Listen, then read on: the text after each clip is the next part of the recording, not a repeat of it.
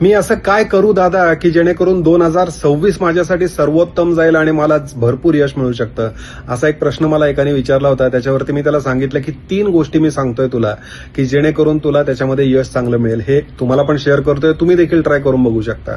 पहिली महत्वाची गोष्ट, त्याला म्हणलं प्लॅन असा कर, उत्तम प्लॅन कर 2026चा, कारण प्लॅन जितका चांगला तेवढं तुमचं 50% काम झालेलं असतं आणि उरलेले 50% इम्प्लिमेंटेशनचे असतात. ते इम्प्लिमेंटेशन करणं पण तेवढंच महत्वाचं आहे. शेवटी कष्टाला पर्याय नाही.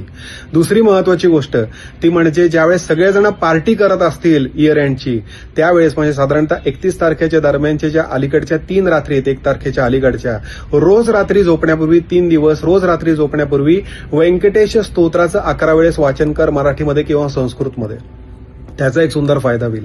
आणि तिसरी महत्वाची गोष्ट, या 2026 मध्ये रोज सकाळी उठल्यानंतर सूर्याला नमस्कार कर आणि आदित्य हृदय स्तोत्र ऐकायला सुरुवात कर. शिरीष कुलकर्णी, श्री